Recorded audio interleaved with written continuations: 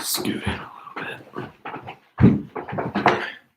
What's up, everybody? We are live. Greetings. We are live from Jackson's lair, The crib. the crib.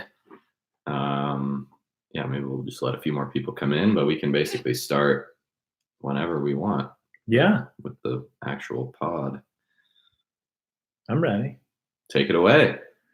Welcome to the Fast Cat Podcast. I'm your host, Frank Overton. Some call me the Big Cat. And we are at Jackson's crib this week. The crib. Look at this great painting. I painted this myself. For real? No.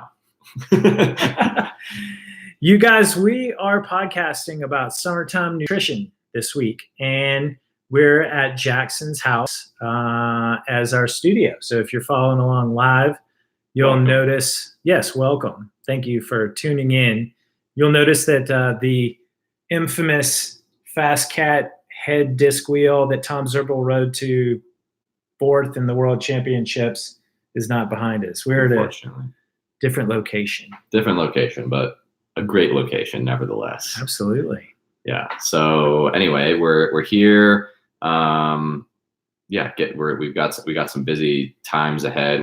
We're kind of brainstorming, masterminding about the next few weeks of podcasting because it's kind of getting thrown off a little bit with some of my travels for the next month, but we're gonna still make it happen. The beautiful thing about being in 2019 is we have the technology to continue the podcast. So we can podcast remotely. Yes. Because I'm going to be meditating for a while. So Jackson's going on a walkabout. Yeah.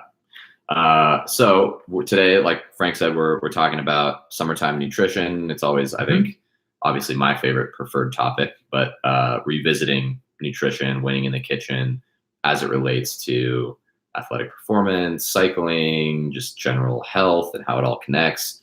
So I'm excited to get into it. I am too. We're going to break it up into 3 segments, summertime nutrition, that is. And we're going to talk about using your power meter to gauge how much you should eat, how much you shouldn't eat. 1 kilojoule is equal to 1 calorie of food, roughly. We're also going to get into fiber and using fiber for satiety. Is that how you pronounce it? Satiety? Satiety. Satiation. And then the third segment we're going to talk about is our winning in the kitchen grocery list. So be sure to write this down and take it with you to your grocery store. And for all the guys out there, you got to do your own shopping. Yeah. What you bring home from the grocery store is what goes in your mouth, and you need to be conscious about it. And no excuses if you're not doing your own shopping and then you're complaining about eating cookies or treats. And I'll say from experience for you bachelors out there, nothing is more attractive to a nice female lady. Yeah. That you can cook well, cook for yourself, make amazing food, and be proud of it. It's a likable quality for everyone. I think it's something that we should emphasize a little bit more in general. So. And I'll just take that one step further and ask you, what's the best time to go to the grocery store for peacocking around, so to speak, where there's other ladies? The Whole Foods on Pearl just all the time, 24/7. I don't know. I don't really. I go to the store at weird times, and I've started to do the Amazon Prime. Oh yeah, the Instacart delivery, which is cool, but. I don't know. I mean, Boulder's Boulder. So there's not much else to say there. I think if I were you, if you were like, Frank, I'm looking for love, I would say go about 6 p.m. Yes, That's about when everyone gets off work and maybe out of their yoga class. Or the farmer's market. Farmer's market is hopping. Wednesday night, Saturday morning. If you're wondering where all the hippies are in Boulder, Wednesday farmers market, that's where they go. It's interesting. Boulder used to be such a hippie town, and now we're kind of like a tech yuppie town. But go to the farmers market Wednesday. That's good. That's where that's why I fit in. Yeah, exactly. All right, so first some announcements before we get into it. As a reminder, as always, 25 podcasts get you 25% off of any of the training plans on our website. Our training plans are 6 weeks, and they embody everything that we talk about in our podcast. So if you're like resonating with what we're saying here and you want to see how that translates into your training, go over to the FastCat website /training-plans.com. Use 25 podcasts for 25% off. It's that time of year. Yeah, I think the hashtag FTFP t-shirt is, I don't think that's discountable, but it's still available for sale. And as a reminder, my 15-year-old, that is her summer job. And we are actually going to run payroll for her tomorrow. Yes. Wow. We're going to have her calculate her hours on a spreadsheet. And she'll just get, pay her hourly for her work done. Cool. So for everyone that's ordered a t-shirt, thank you so much. Keeping her at work. And just coming back to the training plan. So for all of you SBT gravel people, fellow racers, it's a good time to start thinking about that, because it's going to be a big one. And for everyone that's been listening, we've been podcasting now for over a year, and I do recall this time last year, speaking of Steamboat, we were pretty into talking about the Crusher. And go back into our archive and our history and listen to those Crusher podcasts where we break down the course, how to race the Crusher, and just how to do a gravel simulation ride. With some good summertime content. There's some good videos on YouTube of me doing like that. There's like a little short film I did with my friend, kind of like breaking down the full Crusher. So that's always fun to watch leading into the race. There's plenty of good content. I didn't even think of that. Yeah, there's some good info out there in the archives about the Crusher, which is coming up, and I'm starting to get a little bit of FOMO about not doing it, but I'll survive. But you got Steamboat and Rebecca's coming at you. Yeah, so I got plenty. You'll get your goodness. fix. I'll get my fix. Yeah. But the Crusher is just such a cool race. So yeah, it's interesting. We were talking about our podcast, calendar and what we're going to talk about. We've already talked about so many like really good topics, and we don't want to like redo that same topic. But if you think about it, it like brings up other topics we can do. And so I think in the future, we're going to podcast about Rebecca's. We owe everyone a Steamboat Gravel podcast about the course, which we missed last weekend because it snowed, believe it or not. Yeah. And one of the things that we were also talking about is the case for meditation that's coming up. Timely. And then also, I just had a conversation with an athlete yesterday afternoon. He's doing Steamboat, and we were talking about using Strava Live segments for interval training. And it's a legit training technique that I'll have my athletes do. And so we're going to podcast about it and share the joy of Strava vols with you all, and how you can incorporate that into your summertime training. And I'll give you a little teaser that like VO2s in the spring, what we have in our interval plans, they're pretty regimented. It's like 2 sets, 3 by 3 minutes on, 3 minutes off, 6-minute set break. You got to do them between X and Y watts. In the summertime, when you're already in shape, psychologically, that workout's not going to go over so well. That's a big mental match. And so you may want to save that. And you also probably need a little bit more motivation and stimulation. And if you have a favorite Strava segment, a hill that's like 4 minutes long, for example, we did this with our Crusher training. We found what was that? We found that it was Chapman Sunshine to Gold Hill. No, it was 4 mile. Poor man's Sunshine Gold Hill. Yeah, you can go into Strava, star that segment, send it to your computer, and then when you're doing your ride, it'll pop up and tell you how you're doing. And that's what we'll podcast about. It's a good interval training technique. But first, let's read the review of the week before we get into our summertime nutrition. It's a good one. This is a great one. This review actually comes from a blog post from Dana Zimmel, and she is from Florida. She is 64 years old. She's gravelcyclist.com, and they just completed, her and her husband, the K-Dog, which they just completed the DK 200 together. They are multiple time finishers, and they have to say on their blog, gravelcyclist.com, Miss K-Dog purchased a really cool gravel-specific training program from a coaching service called Fast Cat Coaching. They also have great specific advice for us ancient boomer racers with weekly podcasts. Yeehaw. For decades, I've trained intuitively, eschewing heart rate monitors, power meters, or even speedometers. I felt like I already had a job. Having to is stupid, but I gave it a try, and I found it is not only easier, but it takes less time. You still suffer, just less, as long as you #FTFP. The mainstay of the plan is to build a Hemi-powered aerobic engine by completing intervals riding just below lactate threshold that he cutely calls sweet spot. Oh, that's awesome. They are anything but sweet, but work well on long climbs and long efforts. He also insists we sleep more and take naps every day. Hello? Yes, naps every day. 60 plus gravel cyclists are all over that Shiite already.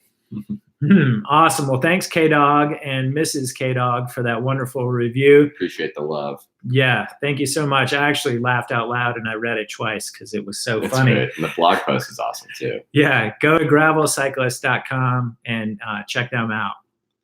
Cool. Well, I think that's all. That's all we have for the announcements. Maybe we should just get into it. Okay. I even wore my favorite nutrition nerd shirt today. Nice. It has all the different cruciferous vegetables like broccoli, Brussels sprouts, cabbage. I'm all about that. So you should have winning in the kitchen. One serving of that every day. So this is cool. the daily dozen of the top 12 foods that you should consume. Where did you get that? From nutritionfacts.org. Don't ask. Okay. This is actually a good place to start. Beans, berries, fruits, cruciferous, greens, vegetables, flaxseed, nuts, grains, turmeric, exercise. I want to take a stamp and just stamp winning in the kitchen. Yeah, exactly. This is winning in the kitchen right here. Totally. So, anyway. We'll get into that. But before we get into the winning in the kitchen grocery list, first let's talk about your caloric expenditure. And I want to introduce something. Well, first, maybe we should talk about like why summertime nutrition is important, just to kind of like give a little bit of context, because obviously we talk about winning in the kitchen a lot, nutrition a lot, but summertime nutrition is kind of its own little thing because, you know, we're in the racing season, but maybe we're still have a few extra pounds to lose, or we just want to dial things in, tweak a little bit, revisit our nutrition strategy. Maybe we've fallen off the wagon a little bit. We've fallen prey to the ice cream after the ride. I will admit I had some ice cream last night, non-dairy though, of course. So everything in moderation. Yes. But summertime is a great time, especially as we're starting to ramp up training a little bit. It's a great time to start to think about food a little bit more, you know, absolutely, and just revisiting the nutrition stuff. And to that point, it's summertime. We're all riding a lot more. In January, February, we're riding a lot less due to the environmental conditions, also just with general periodization. But now it's like, hey, go out and do that 5-hour gravel simulation ride. Go do the 2 hours after work, and you can do that. The days are long, the weather's warm, and you're going to be eating more, and you should be eating more. And you can still eat more and choose to go fast foods, and you can still lean up a little bit. We're not talking a lot, but you know, for everyone out there that wants to maybe lose 1 to 2 to 3 pounds, now's the time to win in the kitchen, eat more vegetables, and yeah, you know, if you just eat clean, a lot of times it just comes off naturally from riding more and winning in the kitchen. Yeah. I was about to say eating less, but that's not really right in the context. It's riding more and winning in the kitchen. Right. And to that point, one of the things I wanted to introduce to you all is a little bit of science and using your power meter to measure your caloric expenditure. And so everyone's heard of kilojoules, and 1 kilojoule from your power meter, it's a unit of work. It's a little similar to TSS, but not quite. So if you go out and do like a zone 2 rod for 2 hours and you do 500 kilojoules an hour, that's roughly 1,000 kilojoules. And so 1 kilojoule, the way it works out physiologically, if you do the conversions and the efficiencies, 1 kilojoule equals roughly 1 calorie of food. And so you go do 1,000 kilojoule rod, that's equivalent to 1 Chipotle burrito. And you've heard us use the analogy of, Ferraris, you're a Ferrari and you got to keep the gas tank full. Well, if you go out and you do a 3,500 kilojoule rod in the mountains for 5 or 6 hours, that's 3,500 calories of food. And you want to meet that caloric demand with your nutrition in your diet as you're adjusting how much you eat. And the way you do that really comes from the day before. So say like lunchtime on Friday, dinner Friday night, breakfast Saturday morning, because you can't eat 3,500 calories of food in a 5-hour ride. Yes. That you just can't. Your gut can't absorb that. So you're going to meet some of that beforehand. You're going to do your best. What did we recommend per hour during the hard ride on our podcast? 30 to 60 grams of carbohydrate per hour, which is roughly what do you multiply by? So it's 4? times 4, so it's like 120 or to like 240 calories of carbohydrates per hour. So that's like equivalent to like, a banana plus maybe a gel, or like, a bar, like a really solid bar, like a waffle or something every hour. And obviously that's sort of like just general recommendations. It's kind of based on most people by, these governing bodies that kind of make these recommendations, like the American College of Sports Medicine, and other kind of experts in the field of sports nutrition. But so you have to kind of tailor them to your own specific needs, especially depending on your weight, your sex, your sport, your experience and activity level, what you're training for, the intensity. But yeah, generally 30 to 60 grams per hour is pretty good, plus or minus. Right.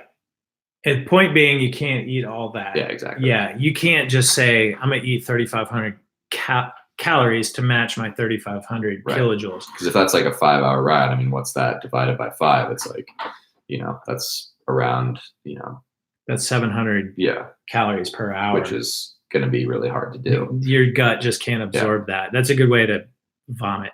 Yeah. Barf. Yeah. Yeah. So when you see that on your training plan on a Saturday, which is very common in our training plans, the big summertime long ride, maybe it's a long group ride with your teammates, sweet spot ride, gravel simulation. Or a race even. Or a race, absolutely. You got to start filling up your Ferrari's gas tank on Friday at lunch, Friday at dinner, Saturday morning, during the ride, and then of course afterwards. That's like what makes being a cyclist so good is your gas tank is empty, you get to fill it back up with wonderful food. And as long as it's winning in the kitchen, you're all set there. And then I think where it comes, what's interesting, you hear about the Tour de France riders that they can't eat enough to meet their caloric demands. And so, they're burning 5,000-6,000 calories per day on top of their resting metabolic rate as well. So they actually can't keep up. And so the riders will say, eating is a job and it's part of the race and you got to do it. And that's why, having chefs has become very popular these days, because they need that taste to actually help them eat more. Yeah. And Cycling Tips just came out with a really nice research post about the research into like how much riders actually eat. I found it very interesting. They were like measuring like how many gels and they were measuring like everything that went in their mouth from start to finish. Yeah. Which is an enormous task, but all in the name of science. The point being is that the final point I want to leave on talking about using your power meter and weight loss is if you did a 3,500 kilojoule ride and it takes your resting metabolic rate, that's how much it takes for your heart to pump, your diaphragm to inflate and deflate your lungs. That if most men are going to be 1,700 to 2,200 calories a day. You add that to your kilojoules, and that's how much food you should eat per day. And it's a big number.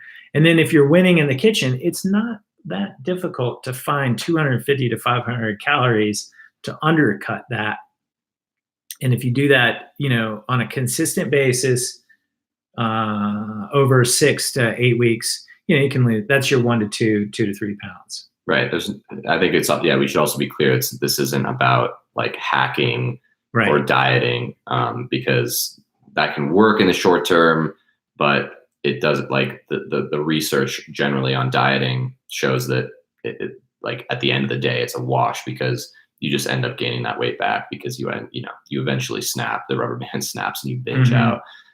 So again, it's about being consistent with this stuff, and over time. Yeah. And not like restricting super heavily during a certain time of the year or during a certain kind of training session or something like that, because like I said, it'll come back to bite you inevitably.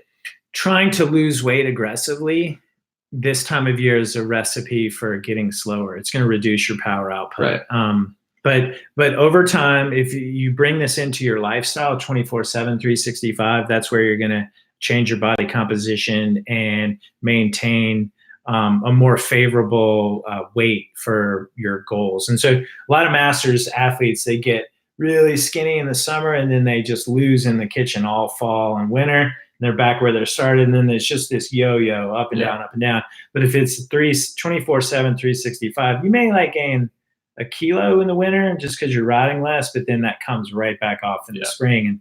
And so for everyone out there, it's like, adopt these habits long term, and that's where you're gonna be your svelte, skinny self. Create something sustainable. That's right. That's the key. So I guess, and like, again, kind of just to reinforce the point of like, you don't want to try and emphasize too much the weight loss in the summer, because like we said, it can undermine your recovery. It can cause immune system compromisation. Is that a word? Compromisation. It can compromise your immune system, causing you to get sick, which it doesn't matter how much you weigh if you're sick and out of the big race of the season, because you've been stressing too hard and restricting your food and causing your immune system to shut down a little bit. So yeah, for sure, there's give or take a couple pounds there, especially as we're riding more, and as we'll get into with fiber and satiety, you can do it in a way that's very sustainable and healthy. But kind of on the flip side of the weight loss coin is the fact that we are training super hard in the summer. We have big race goals coming up, stage races.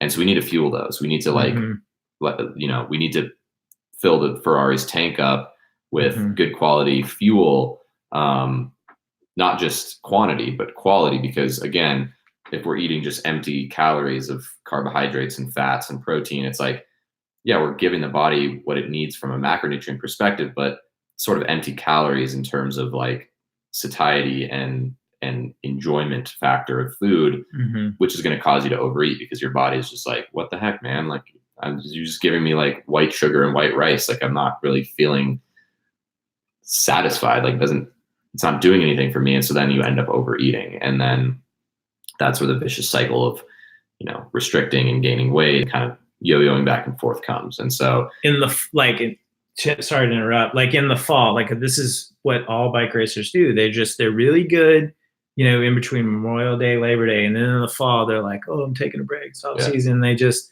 let it all come back. And it's that vicious cycle. Yeah. And there's a time and place for a little bit of like, just letting yourself, not letting yourself go, but just like, okay, I'm going to have a couple beers with my friend, go get ice cream. Like, you have to also keep in mind the like mental side of that, where it's like, if you're nutritional periodization. Exactly. For sure. But at the same time, like, you also want to build in habits where it's like, you enjoy, you're not the way that you're living your life nutritionally throughout the year isn't feeling like a job. It's not feeling super restrictive or hard. It's like, you have to find that perfect balance throughout the year, because again, there's nothing worse than spending all summer feeling like you're having to count all of your calories and your carbohydrate intake and feeling super stressed about it because you're, whatever. But yeah, so it's a balance. The Belgian director of the U23 national team would send out an email in the fall. He said 1 to 2 kilograms is okay. 5 to 8 kilograms is not. Yeah. But see, that's like also just a systemic problem of like focusing so much on weight, and like, and then again, then it comes back to restriction instead of actually like good, positive nutritional habits. Then it's about restricting instead of learning how to eat right. And that's what we're trying to talk about. How to bring it into your lifestyle on a yearly, just lifestyle is like just all around. Yeah. Exactly. Not just in the summer. Right. Because there's a hell of a lot more, parts of food than just, carbohydrates and calories and energy. There's a lot of components in food that help with recovery, help with sleep, help with, reducing inflammation and, keeping your body in tip-top shape for, the next training session, the next day of a stage race. Bada bing, bada boom. Which is a good segue into fiber and satiety, because everyone is always like recovery supplement this and, like secret recovery method this. It's like vegetables and greens are nutrient dense. That's the antioxidants, and I'll let you go from here because you know way more about it than me. But that's the ultimate like recovery tool, I think. In addition to like sleep and a well-designed training plan. For sure. There's a lot to this topic, and it's something that's near and dear to my heart. Of course, fiber is my favorite nutrient, I would say, and it's an interesting nutrient for athletes because it's a double-edged sword, right? Where a lot of fiber is something that helps with satiety and like, eating in a way that, because fiber, okay, so I'll back up. Fiber, for those of you that don't really know, we've heard about fiber. You kind of like your first thing is you think about like Metamucil or like, your grandma, needing more fiber, Metamucil. But the reality is it's just it's a kind of indigestible carbohydrate that is only found in plant foods. So in fruits and vegetables, beans, nuts, whole grains, things like that.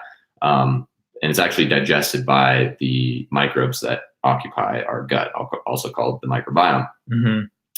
And they play a ton of cool roles in modulating the immune system. They help prevent different kinds of cancer. They help to like just basically clean out your digestive system. It's just important.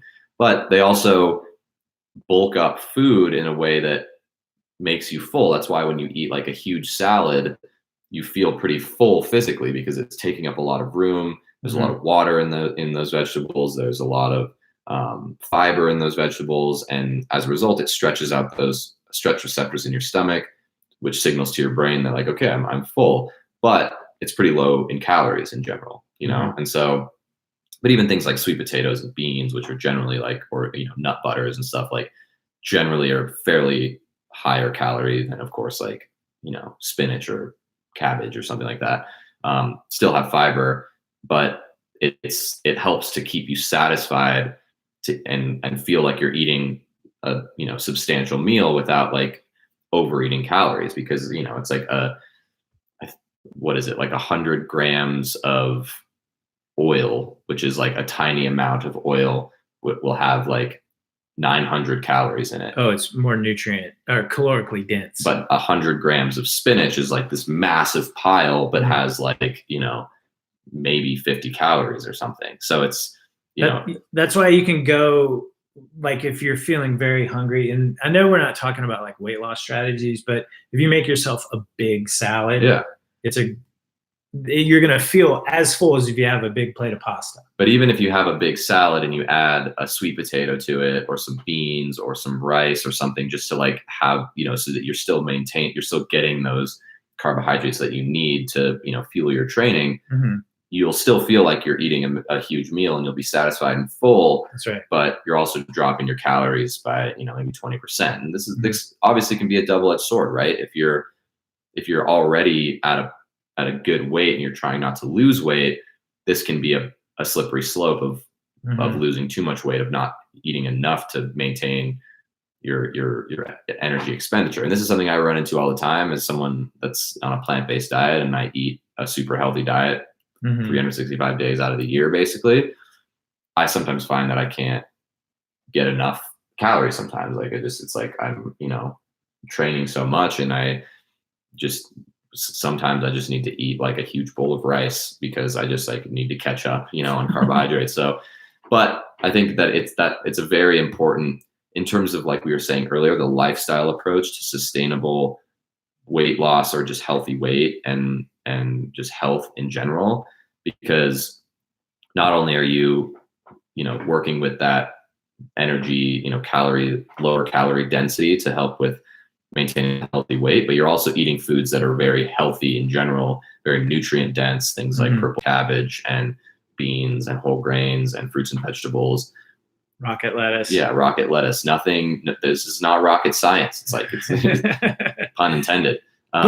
Could you go into like what like the antioxidants, and like we all know that they're nutritionally good for recovery, but can you go into that just a little bit, as opposed to like rice and quinoa and sweet potatoes that lack those nutrients? Well, I mean, like, let's take white rice, for example. Like white rice is great for just like getting in glucose, like just carbohydrates into the body, but there's nothing else really in there. Like it's just pure carbohydrates, which can be beneficial, especially if you're at a race, because, one thing about fiber that we should mention is that while it is super healthy and important, and most Americans in general don't get enough fiber, it can also be detrimental to athletic performance, because especially if you're not used to it, your gut isn't used to it, it can cause some GI distress and issues. And so if you eat like a huge salad before a big hard ride, it's going to be hard for your body to digest that, and you're going to feel like garbage, and you're going to have stomach aches and problems. And it takes a little bit of time to like have your body and your microbiome adapt, because actually the microbiome changes in response to how much fiber you're eating and what kinds of fiber. So it just takes time for that to adapt. But fiber, so basically you just don't want to eat a ton of fiber right before a big race, or even like the night before a big race or something, because your body has to like assimilate that and break it down, and you have to poop it out. And so the last thing you want is to have like this massive, huge, bloated stomach going into a big ride or race. However,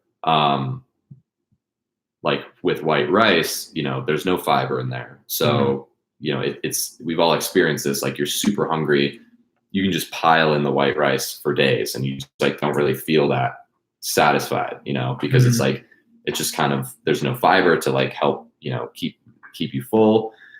But with things like fruits and vegetables, or like we've talked about it, but like a smoothie bowl, for example, is like my favorite post-workout, where it's like you can still get the same amount of calories and carbohydrates in terms of like macronutrients and protein and stuff from it, but you're also getting, these antioxidants and phytochemicals and, all of these compounds that are in fruits and vegetables that are just like micronutrients, potassium, calcium, iron, all these really critical nutrients for athletes that aren't found in rice and, well, like refined foods, or like white pasta, things like that. I mean, things like sweet potatoes and beans and quinoa, even, other whole foods, essentially. I mean, they all have a plethora of amazing nutrients, and that's what's cool about them, is they all like work together in this really cool synchronized, harmony of nutrients that helps to just, get us what we need in terms of basic nutrition, but also helps the body recover better, helps the immune system function better, reduces that inflammation.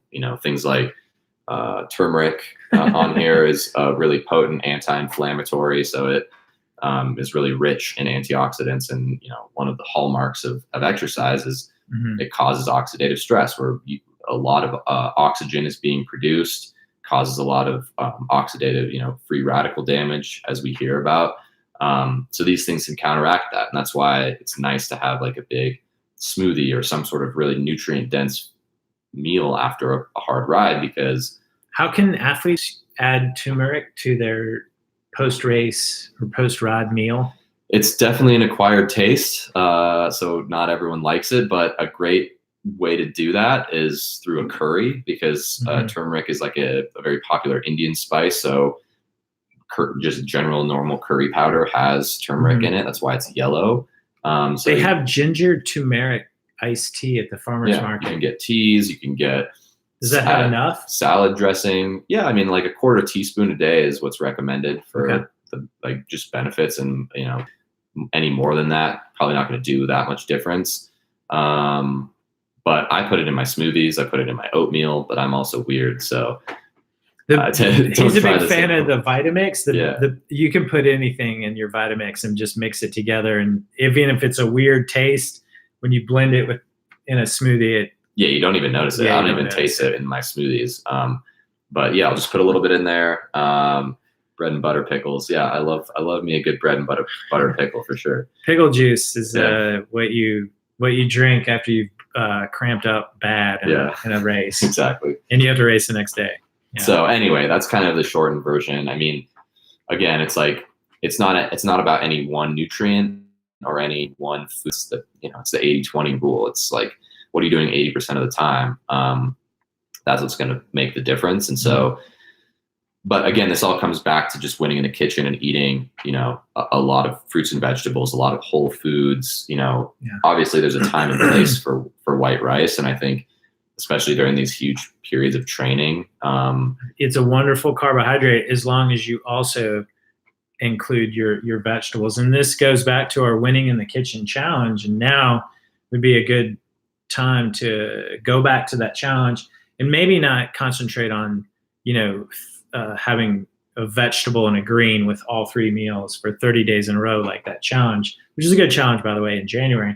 But now you go back and say, I'm going to have with a well-rounded meal. So you got your carbohydrate, you got your protein, your greens, your vegetable, and your healthy fat. We'll get into that with our winning in the kitchen grocery list. And then I guess the only exception that you alluded to is maybe skip the fiber the night before a race. Right, because it's not really doing anything for you. Like it's not giving you any more. It's not helping to increase your glycogen storage. Maybe you would get a little bit of antioxidant, whatever, but it's not really going to benefit or improve your performance the next day. But especially if you're not used to it, there is a potential for some digestive issues. And it's just hard to get enough calorie. Like sometimes it's just straight up hard to eat enough calories. Right. Like especially if you're at a stage race, skip the salad, go for the white potatoes and the white rice, and have some vegetables and some sauces in there for flavor, but don't overdo it, because it's like you just have to get those calories to fuel. At that point you're just a finely tuned racing machine. It's not really necessarily about more nutrition vegetables. Quality. There was maybe it was 2 or 3 months ago, Emma Pooley did that GCN video about skipping the fiber the night before a race, so you can take a bigger epic dump. An epic dump, a bigger poop, and weigh less. And I know the Phil Gaimans and the Adam Myersons and everyone that's a big advocate of that. So eat your vegetables and greens, but the night before a race, skip the fiber, and just drink more coffee in the morning. Allow extra time at the porta potty, and but like Phil says, it's just grams. All comes down to grams. Sure. Yeah, and it's just like comfort too. I mean, we've all had that feeling of feeling super heavy from eating too much food before a ride or whatever, not giving enough time to eat not giving enough time to eat your pre-race meal or whatever.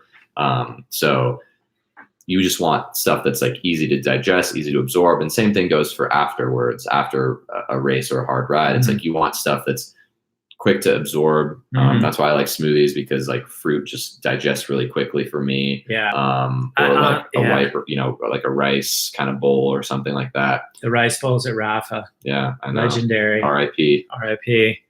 I want that. I want that recipe. Yeah. I think that recipe, I learned how to poach eggs, but it really comes down to the kimchi mayo. Yeah. And I could not quite get that just right. Yeah. I've been making my own sriracha mayo, but it's not the same. So good.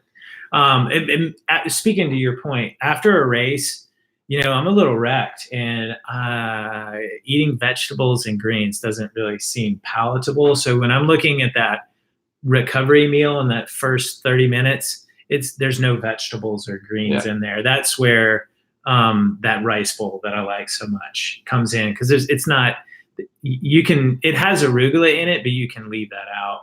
Yeah. And a Chipotle burrito also is kind of light on the vegetables, just because you're shifting your concentration onto just those macronutrients. Yeah, for sure. Well, would now be a good time to go into the winning in the kitchen grocery list? Yeah, for sure. Okay. So the winning in the kitchen grocery list kind of reinforces what we've been talking about with Jackson's fiber and satiety, but then it also kind of goes to what your T-shirt has. Just breaking down all the winning in the kitchen food groups, and what we've broken it down, and I relate to the athletes that I coach nutritionally through, is 4 types of food. And there's veggies, there's greens, and I separate those. There's fruit, and there's carbohydrate, which are technically both carbohydrate. Fruit is carbohydrate. But then there's your protein, and then there's the good fat. So those 6 food groups is the way I have athletes eat, and then of course shop, because it begins in the grocery store, and that's what we want to share with you today. So the cruciferous. Yeah. That's veggies in general, I think, it's kind of a pick your poison kind of thing. I think, there's obviously so many different kinds of vegetables and, just plant foods in general. And so you have to find your favorites. I think the key is to it can be super overwhelming when you walk into the grocery store and you see the produce aisle and you're like, whoa, what do I do? Right. So find a few that are your favorite, and it doesn't have to be Frank's favorite. It doesn't have to be my favorite. It has to be your favorite, because then if you enjoy it, you're going to eat it more. And so, things like broccoli, asparagus, Brussels sprouts, purple cabbage. Some of my favorites, purple cabbage, always have purple cabbage on hand. Like a cabbage slaw, when they dice it up, is super good. Yeah. Love that stuff. So that's what I do like every day. Super easy to chop up. Yeah. I mean, like the list goes on, but cruciferous vegetables are super healthy just in general, not just for athletes, but very anti-cancer promoting plant foods. So kale is a cruciferous vegetable, Brussels sprouts is a cruciferous vegetable, broccoli, cauliflower, cabbage, all that stuff. To your point about you find something that you like to eat, this is why I break this up into 6 categories, and then I can coach someone on their nutrition through these 6 categories, but give them the option to make their own choice. If you maybe like 10 or 15 years ago, when nutrition coaching was first coming into play for endurance athletes, if you talk to a nutritionist, they would give you a nutrition plan with exactly what to eat. Yeah. And that lasted like 3 or 4 days until you realized that, you don't even like that. You don't like that stuff. And so by going through these 6, I guess, food groups, you're going to be able to make your own choices, incorporate them into your own recipes, and you're going to like it. And then you can still follow these principles and concepts, and of course, win in the kitchen. Yeah. And so, again, like, I think a lot of people want like silver bullet solutions. They want like the food, like this new secret hack food is like this, the essential secret for weight loss and performance and gain 200 watts at threshold with this supplement. It's like, that's not how it works. Sorry. Right. I hate to break it to you. It's sexy to say that, and it sells books and supplements, but it's just not how it works. And so that's why you have to be, open to trying things and just, understand that it's a process. It's a long-term lifestyle choice and commitment to that choice. And so you just have to, be N of one, experiment on yourself, see what you enjoy. And it'll change over time For sure. You may go like 6 months on this, what we're about to, give to you. And then you may grow tired of it and discover something new. And, then that's an evolution and, changing your taste buds. For sure. That's kind of I've been doing this winning in the kitchen for like 2 years now. And I'm starting to expand my horizons and discover new recipes. And that's the other thing we should do a podcast on is like recipes. Yeah, for sure. Winning in the kitchen recipes. Plenty. We kind of have that with our winning, our what to eat for breakfast. Yeah. We need to keep working on that series. We do. So, well, let me roll through our winning in the kitchen grocery list, and then I can close my eyes. And when I walk into Whole Foods, I like have a lap that I do around Whole Foods. It's like it's my GPS map, and I follow the same Strava route through Whole Foods. I go clockwise to the left and around the perimeter, and then at the very end, not only do I go in the aisles, but that's to get like coffee and shop the almond butter. So from the perimeter, if you're familiar with the Boulder Whole Foods, we'll go clockwise from the left as you enter the door. That's where I get broccoli, asparagus, and Brussels sprouts. And super quick, you steam that broccoli, put it in your quality set of Tupperware. It's always ready for you to go into any meal that you want out of your fridge. Just steam a bunch of broccoli. Asparagus, you can grill that, and then that also goes in my cast iron skillet as I'm cooking my salmon or chicken, and it just takes about 8 minutes. A really nice texture. You can also put that on your grill in the summertime. Brussels sprouts, cut those things in half, put them flat side down in the cast iron skillet. 8 minutes. It's a really nice texture. Do not microwave your Brussels sprouts or steam them or boil them. Yeah. That's the horrible tasting Brussels sprouts. Yes, roasted in the oven. Little balsamic on any of that is really tasty. So moving on, right? Walking down the perimeter clockwise, you got your greens: arugula, rocket lettuce, kale, spinach. That's kind of my 3 go-tos. There's so many others. Yeah. I mean, you can get. I mean, I put great into that category as well. Huge fan of cilantro for burrito bowls. Mm-hmm. I also get like romaine lettuce or some sort of salad lettuce that I'll chop up for a salad. The cabbage slaw. I mean, that's technically a vegetable, but yeah, I mean, it's all the same to me. Tomato. It's all plants that going into my body. Yes. So, and then you've walked down the perimeter, but just inside that perimeter is the fruit section. And I'm a big fan of berries: raspberries, blueberries, strawberries. Pro tip from Jackson: get frozen berries from Costco for super cheap for smoothies. For your smoothies. Yeah, you're just mixing them up anyway. You don't even know how they look. Exactly. Also, don't forget your apples and your bananas. I'm a big fan of bringing a banana on a ride, as long as you don't squish it in your back pocket. Also, having a banana, we've talked about that. We've blogged about it. That's your early morning nutrition before an early morning ride, because you're winning the morning. Yeah. Tons of fruit. It is available: mangoes, watermelons. Seasonal. Just, eat seasonally. Switch it up throughout the year. Nothing. I mean, speaking of watermelon, one of my favorite things in the world is like after a super hot ride, like before I leave for the ride, I'll cut half the watermelon, put it in the fridge, come back to a ice cold watermelon half, and just dig straight into that first thing. You're like rehydrating, getting a little bit of sugar in there for recovery. And watermelon's actually super nutrient dense, and actually, funnily enough, has some of the highest protein concentration of any fruit. So, okay, there you go, fellas and gals. Watermelon's great. Watermelon. It's it's in season right now. Go get it, and that's your part of your post recovery. Well, and then fruit is rich in fiber, right? Yep. Speaking of fiber. Yep.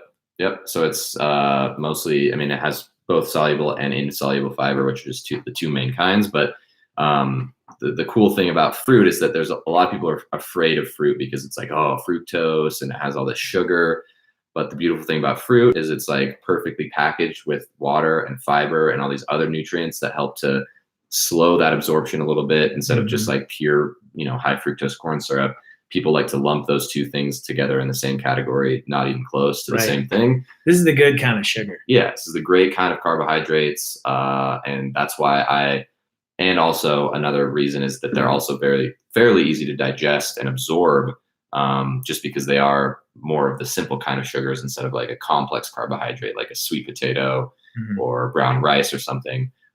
So right after a ride, it's fantastic to have some fruit because it just like quickly just gets absorbed into the bloodstream, starts that recovery process, starts that glycogen replenishment.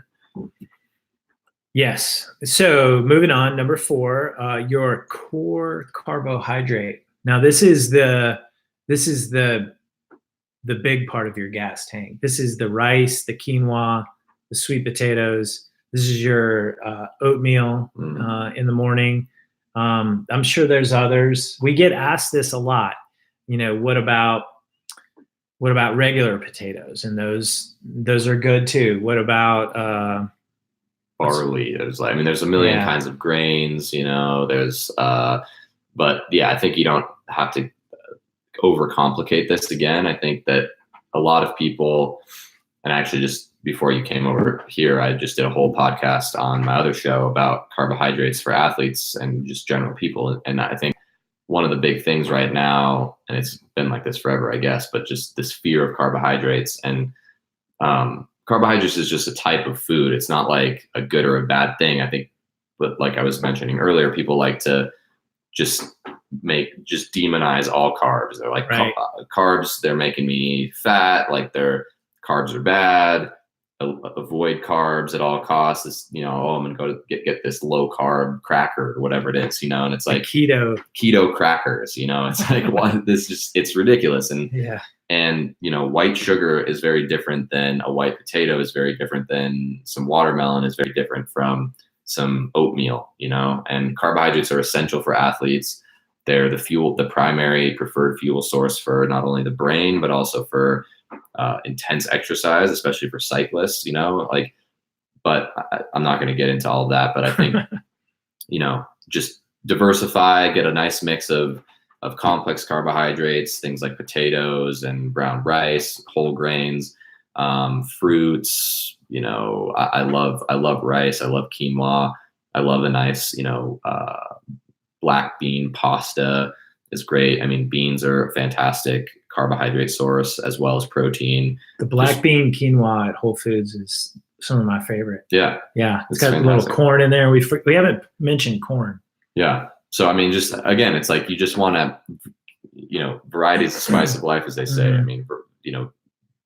Get some variety in all the foods that you're eating. Don't just stick to one type of grain or one type of fruit or one type of protein. It's like, just mix it up and you're going to be fine. Just eat enough. And that's why, this just goes back to, you'll never hear us, give you a nutrition plan. Right. We'll give you recipes, but we're going to really talk from these 6 grocery list items, because variety is the spice of life. You got to like it, so forth. So speaking of that, and you're going to have fruit and carbohydrates. This is this is nutrients and food they should have every day. It's not like you're going to just have core carbohydrates today or just fruit on a different day. You're having all 6 of these every day, all 3 meals per day. Yeah. With the exception of the night before the race. Right. You can still have some like fruit for dessert or something or whatever, but you don't want to be piling in the Brussels sprouts the night before a race. That's for sure. Correct. All right. So 2 more left. We have protein and we have the fat, the good kind of fat. So protein, salmon, chicken, vegetables. Vegan options, vegetarian options are, I just listened to the Scott Tibbett, founder of Tofurkey, How I Built This podcast. Is it tempeh? I think they have a variety of things. A lot of that like processed like meat substitutes are either pea protein, some sort of wheat mixture. But tempeh, tofu. I've also become a big fan of jackfruit. It's jackfruit is this I think it predominantly grows in Southeast Asia, like Thailand or Malaysia. it's the world's biggest fruit. It's like these massive, weird, spiky looking fruits that when harvested before it's ripe, because this is a whole little rabbit hole I'm going into, but it like the juicy fruit gum was modeled, the flavor of juicy fruit gum was modeled after ripe jackfruit. That's what it tastes like. I've had the pleasure of eating it in Thailand and it's amazing. But when it's unripe, it's actually like a very meaty kind of texture. And so you can get it in a can at Trader Joe's. It's just a fruit, but it's actually fairly high in protein for a fruit as well. But you break it up and I like marinate it in like cumin and different spices, salt and pepper, a little maple syrup. And it's kind of like pulled pork texture. So I'll fry that up with some beans, some rice, I just had that the other day for Taco Tuesday. So yeah, jackfruit's great. I really like tofu and honestly just beans. Like I eat beans every day. That's on here. So number one, tofu is a bean, as well, soybean. And then, but I love black beans. I love chickpeas, or garbanzo beans. Lentils are fantastic. But yeah, any of those. Me, as far as like, protein choices go, we get asked a lot. I'm a big fan of salmon, wonderful, sustainable source of protein. What makes salmon extra good is that it's rich in DHA, and that's the good fat we'll get into. I'm also just kind of a big fan of chicken. It's a good lean protein. I think the kind of proteins you want to stay away from are the types of meats that are high in saturated fat that you find in beef, non-lean cuts of chicken, or just other protein sources. I'm primarily what are they called, pescatarians, fish eating. When I get tired of salmon, which I have probably for 80% of my dinner, I like tuna. I get asked about this a lot, but any type of cold water fatty fish is good for you. But I'm also a big fan of tuna, and I love to go out to eat sushi. Yeah, you can definitely win in the kitchen going out for sushi. But yeah, that's about it. I really stay away from beef, and sorry, cyclocrossers, bacon. Yeah, no bacon. Yeah, and yeah, pork as well. Although I grew up in North Carolina, which has wonderful barbecue. Country. Yeah. So moving on, the last this last sixth item on your grocery list should be a good kind of fat. And we already mentioned DHA found in salmon. So if you're buying salmon, that you're going to cover your base in that. But avocados, I think that should be a staple for you. So just go out and buy a ton of avocados. They're very good fats. This is the polyunsaturated fats, which are very healthy for you. You want to stay away from that unsaturated fat. That's the unhealthy kind of fat. Yeah. But avocados, guacamole. Hello. Yeah, that's really good for you. I use olive oil when I cook. What do you use? I use olive oil typically. I don't eat a ton of oil just because it's basically the refined, the fat version of sugar. It's a refined, concentrated food. Gotcha. And the other thing to notice about fat, especially if we're talking about weight loss, just in terms of an objectively calorically, dense food, fat has more than twice the calories per gram than carbohydrates and protein. So if you're just guzzling the oil and even eating tons and tons of avocados and nuts, or salmon or whatever it is that you're eating, or just you're getting a lot more calorically dense foods, and so that can be also another way to kind of slowly reduce your overall calories. But I'm a huge fan of good fats. I think they're essential. I eat, just because obviously I don't eat salmon or eggs or any of that. I eat a lot of nuts and seeds. So peanut butter, almond butter, flax seeds, hemp seeds, chia seeds, walnuts, nut butters, avocados, all of that stuff. So, that's the kind of foods that I think are really great sources of fat. But yeah, it's all about balance again. It's not, don't overdo it. That's right. I forgot to mention almonds. They're huge winning in the kitchen, at least for me. Having almonds and fruit for a snack is quite good. Yeah. And so that is our winning in the kitchen grocery list. If you guys have any questions about that, or if you want to hear our opinion on what about this or that, leave a comment in the comment section or go to our new forum. We have a whole nutrition section, and we'll put this podcast up there and you all can discuss it. But, it's important to Jackson's point is there are many, many more choices than just the what we've highlighted here. And you got to find something that you like and is going to work for you. Yeah. But stay away from the go slow foods. Go slow foods. Don't have them. Yeah. I mean, it just as a refresher, that's the refined sugars. A lot of the foods that come in a box or a bag. And what else did we put on our go slow list? Alcohol, probably. Sorry. Ice cream, cookies.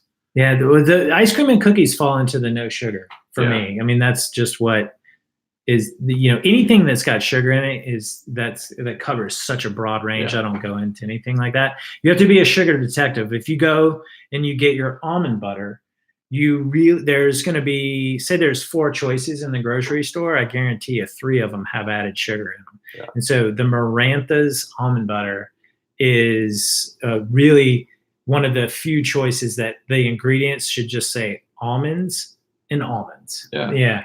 I mean, Trader Joe's has some good ones too. I mean, I get my just because it's a lot cheaper there, but like almond butter, peanut butter, they have just pure organic, just peanuts, maybe a little bit of salt. Right. That's it.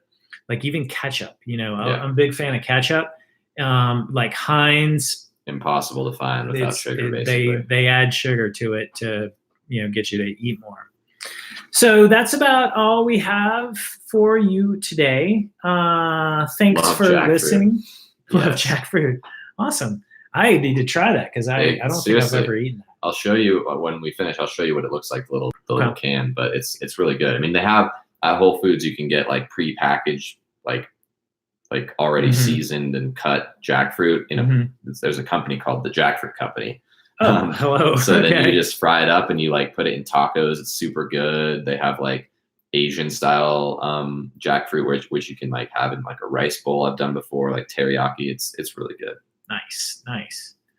Well, thank you for listening and tuning in. And that's all we have for you today. We've been going for an hour. It's time to get out for a ride. Hope you all get out for one as well. And have a nice high quality meal afterwards. That's right. Have a good 4th of July. It's coming up next. Next week, we have a podcast on time trialing. I sat down with Coach Isaiah, who is a time trial specialist, and we talked about just all the training and the mindset and the technique, aerodynamics, and equipment. They go into time trialing and racing against the clock. So tune into that next week, and we'll see you next time. Thanks, everyone. Adios.